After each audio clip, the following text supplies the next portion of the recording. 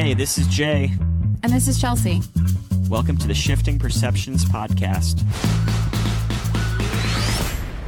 We are bringing you inspiration to live a more creative lifestyle because our favorite people are the ones that choose the path less traveled. Hello, everyone. It's Chelsea. This week's episode is with our good friend and fellow artist, Alex Lanau. We first met Alex because of his amazing artwork covering the walls of local New Jersey hotspot Surf Taco. But as we learned in this episode, Alex's art career has deep roots in the surf and music world, spanning from his early days working alongside bands like Sublime and Weezer. These days, Alex spends his time in Pavones, Costa Rica, but if you have been anywhere in Costa Rica before, it is almost a guarantee that you have seen his amazing murals that cover the country. Alex is humble, stealth, kind, and talented, and we are excited to share his journey and career with you. Let's jump in. Hey, Alex. What's up, dude? Not much, Jay. How are you? Hello, Chelsea. Hi, Alex. We're good, How man. are you? We're really stoked to have you in one spot and in the States, no less, which is rare. We've known you for quite a while, and we had no idea where to start, so we figured the beginning would be a good place to start. And I'm going to estimate that was probably 2007-ish, let's just say approximately 10 years ago we met. And this is a good launching off point to talk to you because I saw your work, obviously, in our really good mutual friends, Surf Taco, where we both have, displayed our work for a number of years. We owe them a huge debt for helping our careers. And you and I were like the featured artists there, and I saw your work, and I tried figuring out who you were, and I looked all over the paintings on every single one for a signature, and all I saw was just like an A and like what could have been an L, it could have been just a line, and it took me and this is before you had like a site or anything, and it took me some good amount of work to find you, and like that is just a great like symbolic anecdote of Alex. That's like who you are. You're like super stealth. You're reclusive. You don't like to be found. You like to be kind of like a man of mystery. You're like the surfing Banksy. Yeah, like you should have gone for the Banksy model of art, Alex. That would have been a good fit for you. You really would have thrived off of that. Yeah, that's a good comparison. I wouldn't put me on the same, level as Banksy at all, but I definitely like to fly under the radar. That's for sure. Speaking of Banksy, did I ever tell you that I had a run-in with him? What? Yeah. Of course you did. Okay. This was before you and I had met. So it goes back to 2002 when I was living in San Diego, and an ex-girlfriend of mine contacted me from LA. She was coming down with some friends, and she wanted to meet up, asking for a bar recommendation she was meeting up to meet up with. So I told her some dive bar down the street from my house. I met up with them, and it was her, this photographer, Brian Cross, who goes by the name of B+. He's kind of pretty active in the whole hip-hop community. And it was one other guy. I think it was DJ Shadow's manager. And this other guy who was kind of standoffish. We're hanging out. I'm basically catching up with Andrea just because I haven't seen her in a while. And this other guy who was with them, I was like, what's up with this guy? And she was telling me, he's kind of, pretty private. He's, a graffiti artist. He doesn't really like people know who he is. He's just like standing there in the corner. He was just sitting in another table. He was kind of sitting apart from us. And I was like, okay, whatever. And so he's he's an actual person. This is confirmed. He exists. And the funny thing is black, white, fat, Asian, like what is he? Give me some stats here. Okay. To be honest with you, I had when she told me who he was, the name didn't register because at the time, there's so many graffiti artists all over, and I understood that this guy was being private because most graffiti artists are traveling under the radar because they don't want to get arrested for vandalism. Right. And so I get that. He wasn't very engaging, so I was like, whatever. And the next day, I met up with him again for the DJ Shadow concert, and he was there. Did like a mere nod to one another, and that was the extent of it. several years later, once he rose to prominence, I remember thinking, wait a second, I met that guy, because the name stuck, but it didn't register at the time. And I remember emailing my ex-girlfriend, and I'm like, hey, that was Banksy, wasn't it? She was like, yeah. But to this day, I can't even remember what the guy looked like. That's how much of an impression he left on me. Yeah. And if that's by design, then I salute the guy, because his art is larger than life, and he didn't leave an impression at all. And that's what the goal is anyway, right? So that's your part of your stealth inspiration? I guess. I mean, I think it has a lot to do with that. And it wasn't, like I said, he didn't inspire me then, because I had no idea who he was. So I guess the takeaway is, if anybody was at the DJ Shadow concert at the Belly Up Tavern in summer of 2002, Banksy was amongst us, and none of us were aware of. We were rubbing shoulders with greatness, not only from the DJ Shadow concert, because that was just mind dropping, but Banksy was there. I think the takeaway is that if you had him draw a doodle on a napkin, you'd be retired right now. Yeah, or I'd be digging through my archives, like, where is that piece of paper? Oh man. Yeah. So yeah, that was definitely an interesting. Looking back, it's one of those, like, you think about people that you meet over the span of life that you don't. I guess the takeaway is be present with every interaction, because you never know who that person is. So going off of that, I'd love to kind of know, like, why are you so mysterious? Because it seems like even after getting to know you for like handfuls of years, you still are the kind of like ninja artist guy that just shows up and I'll get a text and it'll say, oh yeah, I'm in Jersey until tomorrow or something. And normally we should like specify that you live in Costa Rica. So like just the idea of you being in Jersey is. But do you even surprise. claim that you live in Costa Rica? I feel like it's like Florida, Costa Rica, Jersey. That's your trifecta for the most part? That's a good question. Like, I'm still, I guess, since that's kind of up in there, we can talk about that later if you want. And I'm not trying to avoid questions about my whereabouts or anything. Where were you on the data? Where do you live, Alex? No one really knows. So I wanted to get to the bottom of why Alex is such a man of mystery. Man of mystery. That's what I was going to say. Maybe I got a title for your episode. But your artwork is great. You're an amazing human being. So just like for everyone else listening that doesn't know your artwork yet, Google Alex. Did you say Lanau or Lanau? What's the proper pronunciation? Well, it's funny because down in Costa Rica, everyone pronounces the vowels Lanau, but the proper French way would be Lanau. But I don't really care. I mean, I don't correct anyone because it's been bastardized my entire life. So well, we never walk around calling you by your last name. So even though I've known you for 10 years, I've never stopped in mid-conversation. I'm like, how do I say your last name? But anyway, back to the point. So like, you're a talented guy. We love you on multiple levels, and I want to know why you insist on being so stealth. Go. Why do I insist on being? Wow.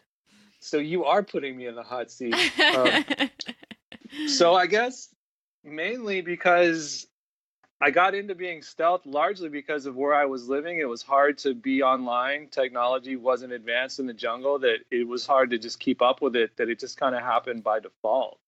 And when everyone else was just, plugging away with social media, I would kind of go into it with bits and spurts, but then I didn't have the energy to do it. I just rather just create and then not do that other aspect, even though I realized that's equally as important with the art hustle. But for some reason, I just never got into it. Well, so rewinding there, how did you end up in Costa Rica? Like, how was that a landing point for you? Okay, so we're going to roll the clock way back. Yeah. 1994, I was living in Hawaii. Rewind sound. And I was watching Endless Summer 2 came out in the movie theater. I went and saw it with my buddy at the time, and they did a thing on Costa Rica on there. We saw it going, we got to go over there. So a few months later, we went to Costa Rica, 2-week trip. I went there. I was like, wow, that place is awesome. So then that was in 1995. And then from there, I kept going back a little bit longer, more time. And then eventually to the point where I ended up living there full time. So were you always going to the same spot, or did it take you a little while to find that perfect wave that you have down there and that perfect spot that you love? No, I started off in the north end originally, and then up near Tamarindo area. And this was in '95 when it was a completely different place. It was desolate. It was small. There was nothing there. And then '96, I went again for a month, and then it developed a little bit more. But then by the time I went back a couple years later, it completely changed to the point where it was unrecognizable. That I then ended up going a little bit further south, and then I eventually made my way down to the place I call home by 2001. And then that's where I've stayed since. Wow. So at that point in 94, you said you were in Hawaii, but Yeah. where was your art at that point? Were you already dabbling in like, I love art and I want to make this something I do? Or was it just, I'm surfing and I'll pay the bills however I need to? Or where were you with all this stuff?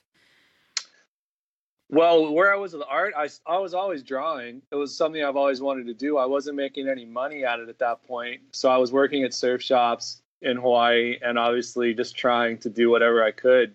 It wasn't until I was living in, I guess I started making money off of art. 1999 was when I quit all my jobs and just went full on. And at that point, it was the style that you have now, and it was painting, or what were you putting out there to make money? You're just doing originals, or were you making prints or anything, or just straight up originals? Surfboards. That was Surfboards. how Oh, it that's all right. started. Because I was living in Venice Beach, California, and I painted my own surfboard just out of just tinkering around. And this was in '96, and a friend saw it. He wanted me to paint his board. I did it. This was pretty much just bro deals. Like I wasn't really making a lot of money off of it because I just loved doing it. Still love doing it. And then another friend saw it. They wanted me to paint their board and so on and so on. Then I got the attention of a couple of different shapers. And then at that point, I was transitioning down to San Diego, and then I started working with other people there. Eventually to where I got enough to where I had enough work to trust that I could make a living off of it, even though I wasn't getting rich by any means, but it felt like it was in the right direction. What I would love to like drill into people, and if you can kind of keep this on your back burner as you tell us stories, like just kind of having your story revolve around how you've managed to make a living from art, which by itself is like a feat that you and I know how challenging it can be. But on top of that, you've managed to make a lifestyle that our friend Will that we were just talking to said that it kind of relates to your story too. You have a lifestyle that sort of takes a millionaire to reproduce if it was in the United States, but you found a way to have this like, really beautiful, natural, tropical lifestyle of travel and creating art and meeting people and doing cool things while not really doing the hustle thing. Like I said, you're pretty stealth with your art, your promotion. You're not like really into that side so much. Yet you still have been able to make a living at it, travel the world. You were on TV a number of times. I remember you told me you've done artwork for some pretty big bands, which I would love for you to talk about. And I know we have some like mutual friends in like the art and the surf world. So kind of bring us back to that, like how that all came about. God, I mean, it's weird. Like when I look back over the last 20 years, there's so many relationships have kind of ebbed and flowed to where you kind of forget where it all starts and begins. And I guess going way, way, way, way back, when I was living in LA, I was working at surf shops and record stores. And at the time I was always doodling when I worked at this one record store called Rhino Records, which no longer exists. And I was drawing flyers for bands that would come through. Nothing major, just little doodles because bands would come and play at the record store all the time. We would do in-stores, like Weezer played there, and I did a flyer for them. And but Weezer was just a local band. They were like no big deal. Now, flashback now, they're a huge band, which is weird when you think about it because you're like, whoa, those guys blew up. Yeah. And well, that was a cool time to be like in LA for that scene too. Like that world of Weezer and all those bands coming out at that time was a pretty cool scene to be a part of. Yeah. And around that same time too, before I went to Costa Rica, I was working, I started interning with Sublime. And how that happened is I just contacted the label because I wanted to, because at this point Sublime was playing house parties for $500 around LA area. And I contacted the label just to ask them a couple of questions. And then that's how I started talking to John Phillips, who you know. Yeah. And great guy. So from there, I just started, I started interning, making phone calls, drawing little flyers for him, things like that. Nothing major, but it was one of those things where it was cool to be at the ground zero with a band that ended up blowing up. That changed, the whole culture as we know it to this day. When you think about now to what's out there. So your art style. So I don't know if this is true or not, but to me it looks like it has some influence from people like Rick Griffin or like Stanley, like Mouse. Are those the types of artists, like the 1960s rock poster type artists that maybe inspired you in some way, or was it somewhere else that your style derived? Oh, absolutely. Rick Griffin all the way. When I was in high school, 10th grade, a friend of mine gave me this Rick Griffin book, and it just blew me away. And I just studied that for so long. And then from that, and I mean, he's such a master, and it's weird how not a lot of people know who he is when his work is still relevant to this day. Yeah. Yeah, it's sort of like it in this genre of surf art, you see it kind of a little piece of it in everyone's art that they're doing now. It's pretty cool. So at that point, you're now just what you're calling doodling. But I think that you skip over, and this is something that I love about your personality, Alex, because you give yourself zero credit for the work that you do. But I always love that you're the guy that just randomly ends up standing next to Sublime or randomly ends up in all these places, but you've never like aggressively promoted yourself. So what is the magic there? Do you just show up and that's what you do? Like, what is that secret sauce that like that's a great point, Chels. Like, so as an artist, right? Like people are listening. I'm sure some artists, some surfers, some musicians are listening and they're like, oh, well, that's great. It worked for Alex. He just so happened to like trip and fall on Sublime. It's like, was that by design? Was that a manifestation? Was it luck? Like, how would someone potentially reproduce that? Because I know from my experience, like connecting with people through whatever means it is, really, it really can help your career. How have you done that? I think I don't know if it's luck, because I guess I just never had a plan. I wasn't thinking like when I called the label, it wasn't Skunk Records at the time. It was Gasoline Alley, which is who was representing Sublime at that time of my life. Right. I just called him up because at that point I wanted to do art, but I also was really into the whole music scene, and I thought like, being around music would be great. And that was like, I wasn't trying to promote myself through working with anybody at that point. I just wanted to be around music. So music has kind of always influenced your direction for sure. Like I know you're actually always that guy that I'm like, you start talking about music and I have no idea what bands you're talking about because you're always at the forefront of like, this band has a cool sound, and you'll go to like a dingy place in Harlem because this band that's amazing is playing, and I'm like terrified of where you're headed. And I always feel like you have stayed on the forefront of that. So that is something that maybe now you get to say that was Sublime and Weezer, but that's just your comfort zone, is like these bands in this small part of their career, Like I think it's pretty cool. But from that point forward, so we know you as doing big mural work. So this was doing doodles and all of that stuff. So when did the jump happen where you were like, I could be using house paint on walls instead and making like really major things happen? I mean, your stuff's all over Costa Rica, it's all over California and New Jersey, and these big walls of your stuff. Well, I think it was just blind, like it was just hubris, thinking, I don't know where the confidence came when I was younger, because I don't feel like I have it now, but at the time someone's like, hey, you want to do a wall? I was like, sure. And before I even knew how to do it, I just said yes to everything. And then I figured it out as I went.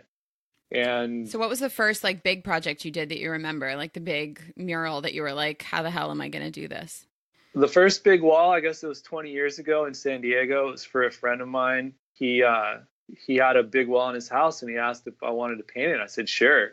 And at the time, it was beyond my scope of comprehension of how I would do it. Cause I was, surfboards at that point, I went from, in high school, I was just painting, on a piece of paper. And then you go from the jump from a piece of paper to a surfboard, which is pretty big. And then from a surfboard to a wall is massive. But I think, and I didn't know what I was doing. I didn't know anything about blending colors or what paints to use. I just figured, screw it, I'll figure out as I go, because I was 23 and what do I have to lose? Yeah, I got to go back to the story with the music and the bands, because I'm just imagining you being this like 20-something-year-old kid, and here you are hanging out. I assume you were hanging out with Sublime, like Bradley and all those guys.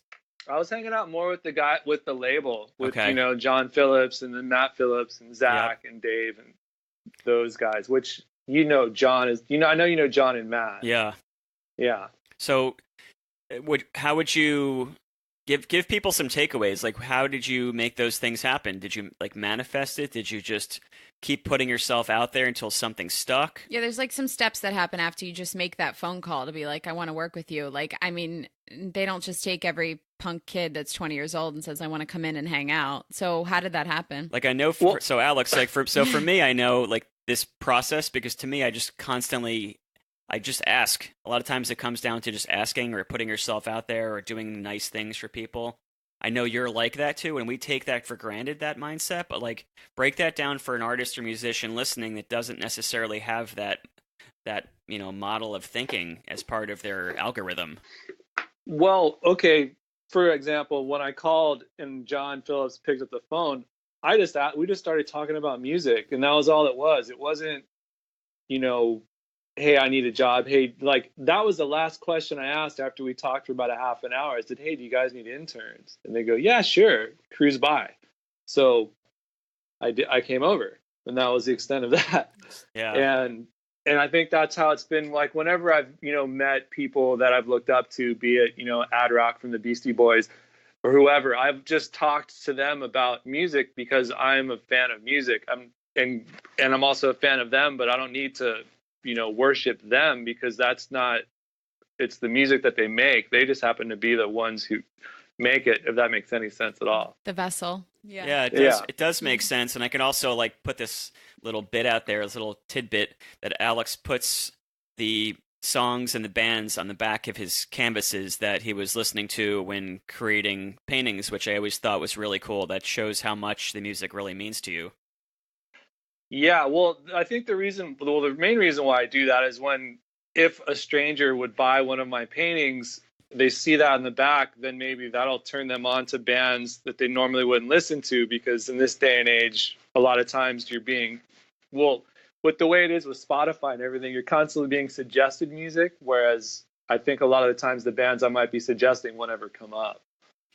Yeah, that makes sense. So I guess the obvious question for me to ask you is like, so why didn't you become a rock star? Why didn't you pick up a guitar? Why the markers and the paintbrushes instead? Oh, because I don't know. Maybe I guess the center of attention thing. I don't think I was really into, contrary to what people might believe that knew me from before. But I don't think that was my calling. Which is interesting, because I feel like your art is like larger than life. So when you do these giant buildings and walls and all of that, you're actually far more the center of attention than, I guess a rock star in some ways. But I guess you get like to hide artwork, behind you get to hide behind the art. Yeah, and that's kind of what I like. That's why I think I try to be stealth with my social media, and not have me being in the photos and whatnot, because I feel like, and this is how I really believe. I don't think that I'm as important as what I'm trying to convey through my images. It's like that should be more important than who I am. And so I don't really give that much away, because a lot of times I feel like maybe there's oversharing, and sometimes I like the mystery of not knowing about the artist, because when I have met people that I've looked up to, be it a musician or whoever, and then they turn out to be dicks, I'm kind of disappointed. I guess the option is you can put yourself out there and not be a dick. Yeah. Well, I'm not a dick, but I mean, who knows? I mean, maybe someone catches me at a wrong moment and I say the wrong thing, and then I'm forever remembered as that. And but I know I don't think I would do that. But does that make any sense? No, Yeah, it I mean, does. I always have this like funny quote I always say that I'm like some artists I feel like are better off in my iPod because you feel like that's just where they belong to me in their own way, and meeting them in person takes that away from it, you know. But I wanted to ask you, I know that you've gone through phases with your art where you're really focused on different things, but one of the phases Jay and I both loved was you were showing a lot of that spirituality Buddhist side. And I want to hear where that came from. Like, when did you start painting that more, and where did that appear in your art? Well, I guess it came back. There was a time in my life I was kind of going through, seems like we all go through these ebbs and flows in life. And I was at a friend's house and I stumbled across this book called Zen in the Brain. And in it, there was a quote saying, "You yourself create the waves in your mind. If you leave it Ooh. alone, it'll become calm." And that quote just blew me away. And from after that, it just made me want to kind of explore more about Zen studies and Eastern philosophies. And as I started researching into that, I started looking at the imagery, and the imagery just blew me away. That then it just kind of went into that direction. And I kind of like to apply that, even if I'm not necessarily painting something that has like a Eastern influence, I like to apply that approach to painting. But you know what I mean, as far as like being mindful every time like I take a brush stroke, having an intention when I stretch the canvas, think about everything I'm doing with an intent from start to finish. Yeah, what I like about that is it really like speaks to like how artists see the world. I feel like we learn lessons from like behind the easel or when painting a wall, and those lessons like go out into the world, into the other things that we do, and then the other things that we do end up kind of reciprocating the energy back to the art, and it's kind of like you said, this ebb and flow. Like, so I assume I already know the answer to this, but I would love for you to speak on like the connection and like the spiritual aspects of both surfing and art and perhaps music or meditation, like how those things all overlap and intertwine for you. Well, I guess the comparison I've always used, it's kind of like rice and beans, they complement one another. And that they do. So surfing and art, I can't sit in a sedentary position and work on dots all day long without having that physical release of surfing. And I can't, you know what I mean? If I don't paint or something during the day, then I kind of am restless in the other. So I kind of have to do one to be present in the other aspect as well. And then music, do you always have music on, or do you ever paint in silence? Oh, I do too. I mean, I do both now. It's weird. I went through a phase where, well, I still go through it, where I'm always listening to music. But then I think after being in relationships with people that don't necessarily want to listen to the music that I'm always playing, and sometimes I don't want to always have headphones on, I would find myself working in silence. And then I find working in silence to be the greatest and the most challenging thing to do, because all you're doing, I don't know if you do this, but when I'm painting without music, I just find myself focusing on my breath. Yeah. And that's all I do. And then next thing you know, an hour goes by and I don't even know what I was painting. I totally went somewhere else. And then I'm like, oh, wow, I just did all that. Like it's like I have some out of body experience. Yeah. I mean, that's like the flow state that we like chase, like when I'm painting, it feels like for me, it feels like a percentage of that time is when I'm in that state. And then the rest of the time is chasing to get back into that state, because it's so blissful that like when you're not in it, sometimes I like forget how amazing it is, and then when you're in it, you just don't ever want to leave. So I'll go in it and then fall out of it, and I'm like, no, please let me get back there. It was just such a great spot to be mentally and spiritually. Yeah, there has to be some sort of like crazy meditation happening for you, Alex, with all those dots. I feel like that would like put anyone. You should like do a training on meditation through dot therapy. Yeah. So... yeah. I mean, it's definitely a question is like, how insane am I to like put myself through that? Because there's programs on Photoshop that you can do with dots just to eliminate the whole headache, I'm sure. Yeah, but Photoshop can't paint a building. That doesn't happen that way. This is true. Which, if you guys want to see pure insanity, you should check out his newest mural in, is it Jupiter? Is that the town? I don't even know. I think so, right? Jupiter, right? And the new Jupiter Surf Taco. It's like literal insanity for Alex. So for anyone that doesn't know Alex's work, he like uses like a stippling technique quite a bit, which I want to kind of ask you about because I'm wondering how much of that relates to your personality, because there's like a side of doing stippling and it takes like great patience, and I think to some extent it's like a lot of left brain, almost like very logical, type thinking, and in another way it's like very free flowing curves and lines and compositions that you create, and like there's like this seemingly cool balance between the very like anal retentive like dots, like obsessive like structure and like and then mixed in with like super flowy and like anything but structure. How do you think that relates to like your personality and like seeing the world? Oh, good question. And when I figure out the answer, I will let you know, because I'm still trying to figure that one out. The thing with the dots, honestly, I know how that came about, because when I started messing with surfboards, before I got my hand on Posca pens, I was using the Deco colors, and those are oil based and you couldn't blend them.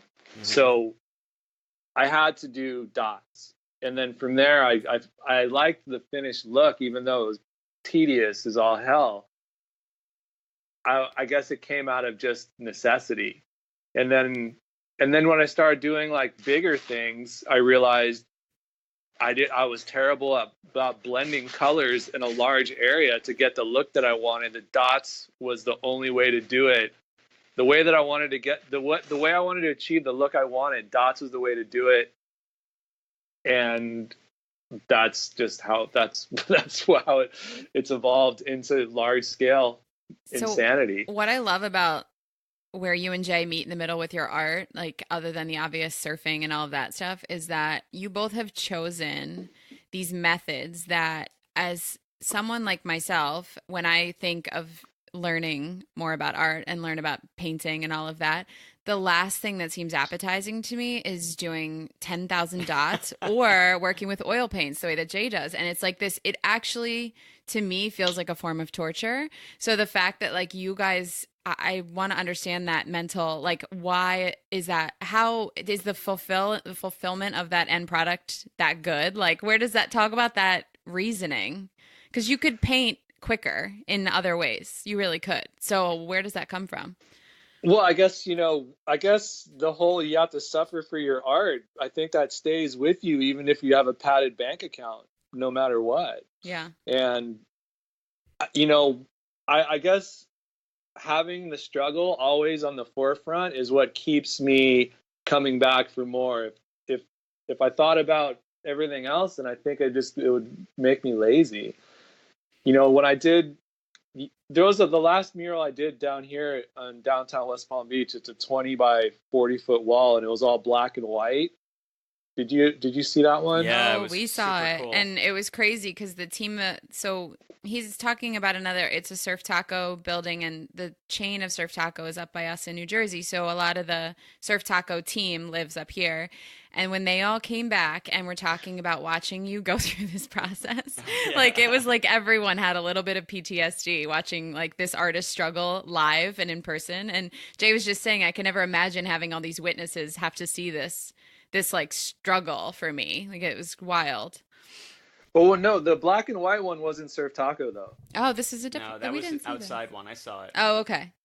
Well, but you did struggle in the Surf Taco one, because I remember at one time you like gave me like a bro phone call to kind of walk you through it. It was like a support line. It was funny, and I appreciate that phone call, and I also agree with you in the end how no one noticed it. The thing that I was freaking out about. I was like, why did I put myself through that when I should have just not even, I should have bothered to notice the flaw that no one else would have seen anyway. Yeah, but that's not how the artist's brain works. Yeah, but so tell us about the black and white one. What were you going to say? So that, again, at that point, it was the biggest wall I had ever done. And I went in to meet the client thinking it was going to be an indoor 8x12 mural. Easy. That's like, I can do that in my sleep at this point, because that's just my comfort zone. And then when she showed me the wall, it was outside and it was 5 times as big. And I just said, I'll do it. And then I didn't even think about how I was going to do it. And then when it came down to doing it, it was just like, oh shit, this is a huge wall. I don't know where to begin. And I just figured out, okay, break it down into little sections and make it manageable, and then work from there. But that was a lesson in insanity and madness and sadism by all means. It's a hard thing for like non-artists to understand, because we like really do put ourselves through this torture, and like on some level I think it's just to like be able to get out the other side. It's like, I would imagine, like, you know, a similar anecdote might be like getting out of a tube of a big wave, and you finally get out of it and you're like, whew. And it's like with a painting, you like go through this crazy experience, and then when you come out the other side and like the wave spits and you're done, you're like, holy crap, I just did it. Yeah, pretty much. I think you just have to, you don't know, well, surfing barrels and stuff, you don't know how you just get in there, all of a sudden it's done. You're like, wait, what just happened? Yeah. The same thing. Speaking of surfing, so are we allowed to like say where in Costa Rica you live, or is that a secret? No, I don't care. Okay, so you call Pavones home, known as like the longest left in Costa Rica or the world? The second longest left in the world. Second longest left in the world. So what I would love for you to speak upon, and like try to speak about this as though you're trying to explain it to people that don't understand your way of thinking, because I know from talking to you, you'll explain this as though it's like, yeah, duh, obvious, but like, so I want you to talk to our audience and explain your set of priorities and how you view life, because to most people, the idea of like living in Costa Rica, prioritizing like this, you know, perfect left, and, you know, eating raw and vegan fresh foods, which we'll talk about in a bit, and like your artwork and like making a living and like. But not only like living on that wave, it's like prioritizing your spot now on that right, wave, like we've right? said, Alex, what have you ever thought about moving? And you're like, well, no, I've lived there so long, I earned my like spot in the lineup, and I'd be afraid I would lose it. And like that's like literally your mindset. Like you would literally put that in your thought process, like, oh, I'm not going to move because I might lose my spot in the lineup. Most people are like, what? Can you like explain how you prioritize life and like all these different aspects of your life? Well, I guess my priorities, obviously they change as I get older. I think at one point, you know, I needed to surf every day. That was non-negotiable. And I needed to be somewhere that was, you know, I wanted to always find a wave that was inspiring me. And when I finally stumbled on Pavones in 2001, I was like, this is the wave I've been looking for. And I just had to figure out a way to make it work to where I could stay there. And that became my priority. So then I would go hang out in another part of Costa Rica when it was the season for waves there, and just wait until it was time to go south to Pavones when the waves were working there. And then eventually I would stay there longer and longer, and then eventually I just stay there full time. And I think what's like interesting for most people is because not necessarily that their, you know, view on what life has to offer is so much different, but like the way you categorize self-sacrifice is different than most people. Like most people would say, yeah, when I retire, I'll move to Costa Rica or something when I make enough money. And like, so their idea is like, I don't want to like sacrifice XYZ in order to have that. But with you, it's like the opposite. You're like, I'm willing to sacrifice, let's say, like conveniences of civilization, let's say, or you know, having like a Wawa steady to go Wi-Fi, to, or like steady Wi-Fi, or like there's things that like most people would be like, yeah, I don't want to give that up, or like, and you're like, well, whatever. What are some things that most people would consider as self-sacrifices in order to have the lifestyle that you do? well, in the modern age, I guess, you know, I guess for everyone has to find out what's important to them and what brings them joy and what makes them happy. And some people, for me, since I don't have kids and I don't have it's kind of like I'm not on like a career trajectory for some corporate 9 to 5 job. I just always knew what I wanted to do, and I just did. It made the most sense just to keep doing what I was doing because obviously it was working, and I didn't have a plan. I didn't have like goals written down. I had a to-do list of things I wanted to paint, but I never had like in 5 years I want to be here, in 10 years I want to be here. Just eventually I ended up where I ended up, I guess, just by sticking to doing what I wanted, what made me happy. Well, so talk to us about where that comes from. So I know your mom lives in Florida now. Your dad was French, right? Yeah. My dad was born and raised in France. My mom was born and raised in Cuba. And then, so where were you raised? Where does all this, like, I can just move with the wind come from?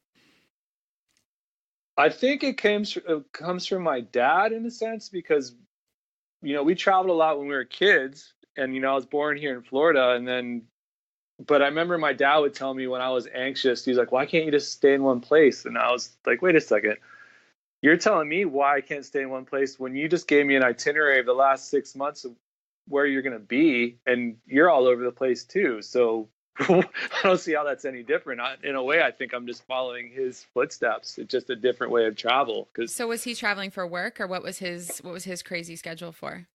Well, he worked for American Express for the travel division. So back when there were travel agencies, remember those?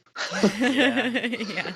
And from that, like his whole thing was, when he came to America after college, and he told me he bought like $100 Greyhound ticket to where you could see the country, and he just saw the whole place, and he just wanted to see everything. And he's always had that up until he died. He just constantly traveled, and that's what he spent his money on. And he would spend his money on plane tickets and souvenirs instead of in art versus real estate and big houses. He was more into that. And he never really preached that to me. I think he led by example, because that's kind of how I've lived my life too. Yeah, well, witnessing that, it's hard not to see wow, like you get to see the whole world. I want to do that. I mean, that's pretty cool. It's not, I mean, I remember when I was younger, like, I painted something and I'd get a little bit of money for it. And granted, I was in debt. I'm like, this is enough for a plane ticket. Where can I go? And then I would just go somewhere and not think about it. And I still, I don't do that as much as I'd like, even though I'm getting back into it now because I have some newfound freedom since I'm now recently single. So I have no anchors. Single. I love it. Do you want to like give a link to your like Tinder profile? Yeah. No, I don't have one actually. Yeah. No, I love that. So my parents used to always, that was their number one priority for me, is that if you're going to go in debt because you traveled. And I think that was like, my dad's like, don't make dumb decisions. I remember he like didn't talk to me for weeks when I got my tongue pierced, but if I like booked a ticket to Europe, he'd be like, that's money well spent. So, it's like your priorities, I think, were pretty good coming off of a father that taught you to travel the world, Alex, I'd love to like understand your mind more so we can share a little bit about the cool stuff that floats around in it. So like some of the stuff that you like just take for granted, or some of the stuff that you're like, yeah, whatever. Surfing these, I know you've surfed in, big, awesome, perfect waves around the world. You work for yourself, you live in another country. You put yourself out there in front of like these big bands. You've done a lot of things that to most artists or surfers or entrepreneurs would seem sort of like scary. Yet to you, it's just like another one of Alex's like, yeah, whatever, you just do it.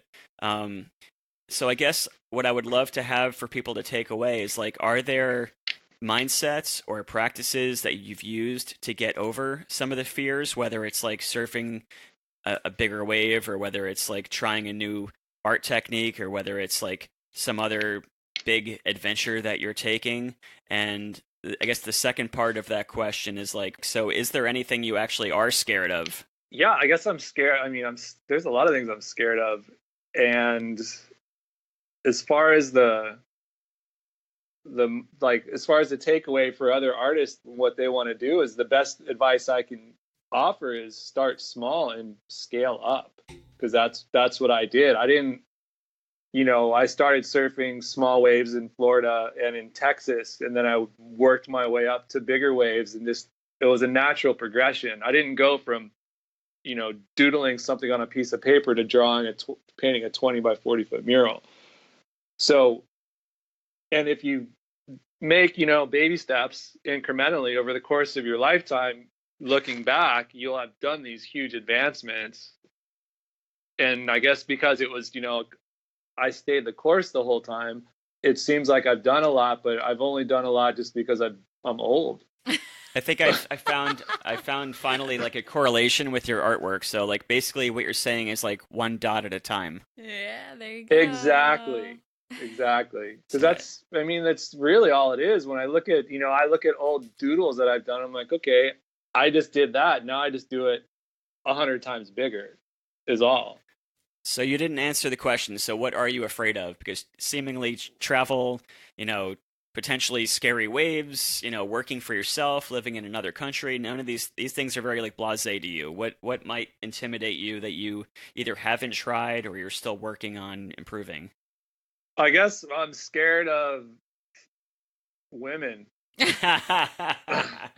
They are pretty scary. Yeah.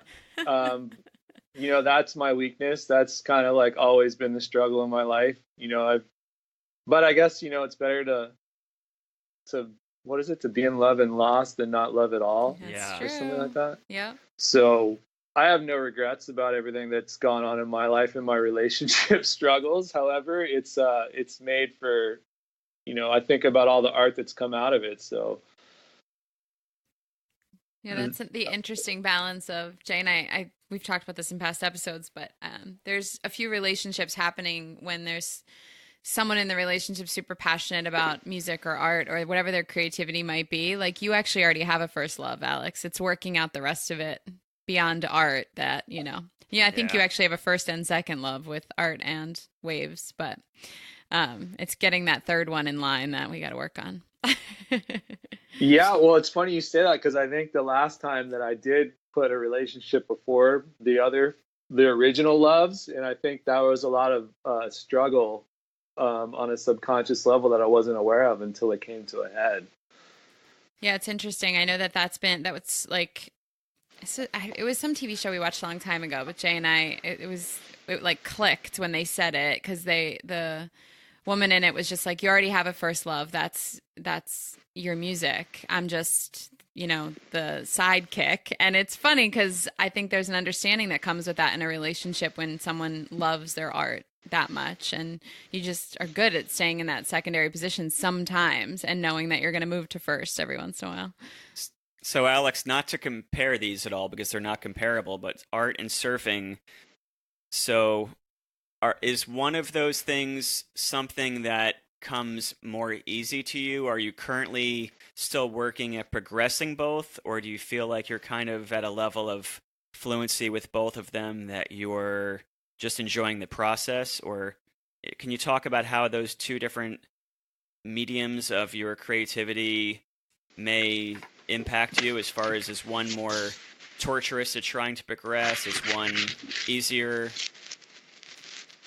I think, I would like to think that I haven't reached my peak in both mediums. Like I'm always trying to push myself in surfing still and in art. And I hope I never get comfortable that I'm resting on my laurels, because then I feel like at that point you're on the back end and then you're just waiting for the long dirt nap. And I don't want to even think about that. So the only other topic we really, really want to talk about with you is the vegan and clean eating stuff. Because I feel like you've always talked to us about cooking and how much you love it and healthy eating. But I feel like over the last maybe 5 years, it really erupted into a primary focus for you. So where did that come from? Like, when was it? Was this just being on an island for so long and cooking raw was the way to go? Or was it a big like health swing for you? Like, where are the roots of that? Well, I mean, I can roll it back to where, I stopped eating meat 30 years ago. And then I kind of would like dabble with fish and everything. And then I kind of went the vegan route because it made the most sense, from an environmental level, from a health level, from a, animal rights level, every aspect. It just makes the most sense to have a plant-based diet. And especially in this day and age with global warming and whatnot, it just seems to even have this conversation is mind-blowing. Not with you guys, but in general. It's so encouraging though when you see these new startups popping up like Impossible Foods and the Beyond Burger, because that's converting meat eaters in such a better way. Because me preaching veganism to someone is annoying, and it's like if someone can eat a burger that looks, feels, tastes like a burger, that's not really my thing. But if it can convert a meat eater to the plant-based side, then God bless. Yeah, absolutely. Well, then, so I think this again is that dot by dot personality, but you dove headfirst in. So then you started cooking, and then it was like obsessive over the raw thing, correct? Well, raw, I mean, I do the cook thing and the raw thing. I mean, I kind of dabble in the both, but again, with the art, with cooking, with the starting the vegetarian thing, I just went into it like, screw it, I'm going to do this, and then I'll figure it out as I go. And because I was the only one doing it, I was 14 years old. I was living in Houston, Texas at the time, which wasn't a very progressive place to be. And I was the only one doing it. And everyone's like, what the hell? You just eat salad all day? I mean, the ignorance was out of control. And the funny thing is Whole Foods is from Texas. Yeah. But it definitely was a different place. I mean, now it's so easy to go out anywhere in the country, in the world it's been embraced. But 30 years ago, it was a different challenge. So I know, like, from last time we were hanging out, I think you gave up, unless it changed, I think you gave up alcohol too. Is that still? Yeah, I mean, I gave up alcohol pretty much. I stopped drinking around the time that we met in 2007. That was kind of like the end of. I seem to have some memories that maybe conflict with that. It was around those years at some point.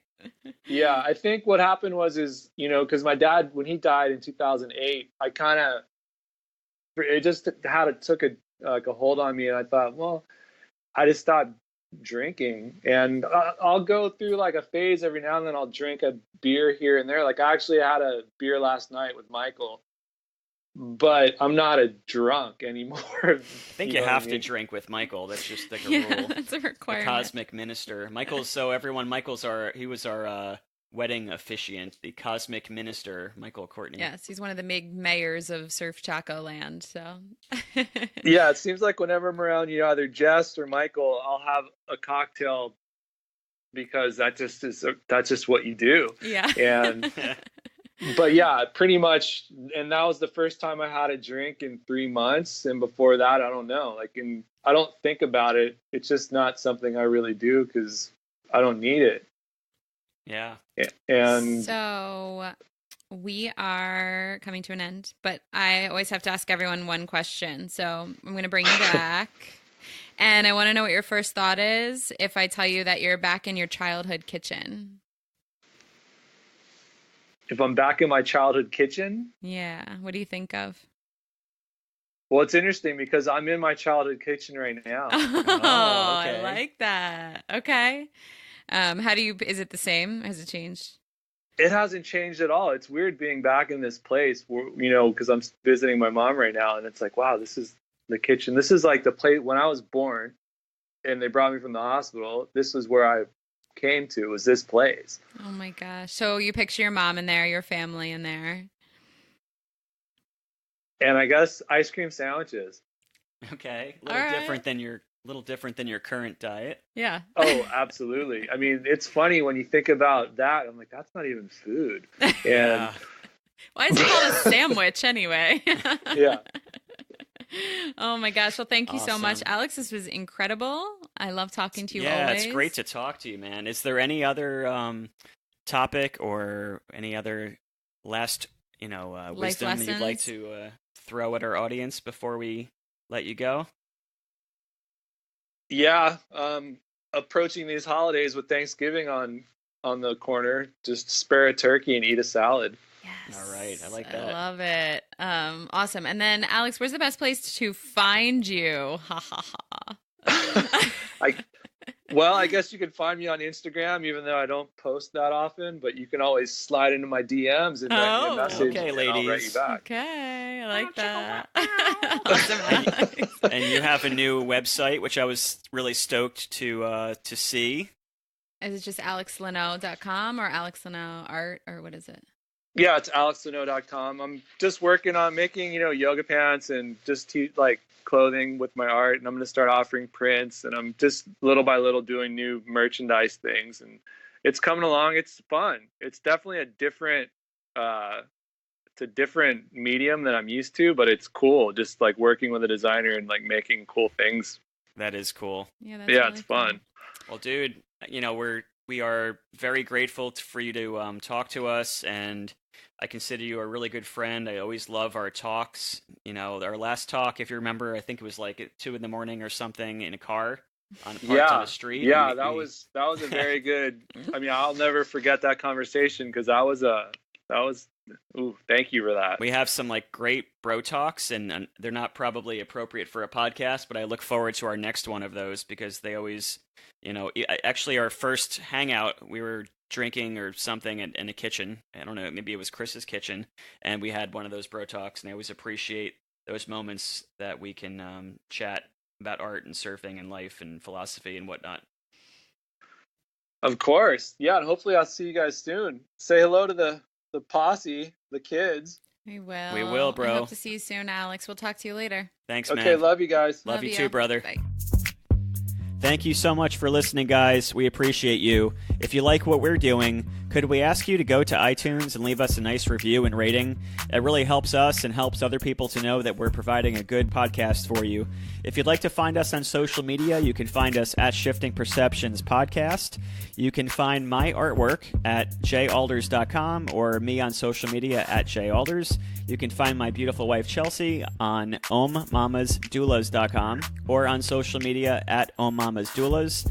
And if you'd like to join our newsletter or find episodes online with show notes, you can go to shiftingperceptionspodcast.com. Until next week, talk to you then. See you guys. Thanks so much.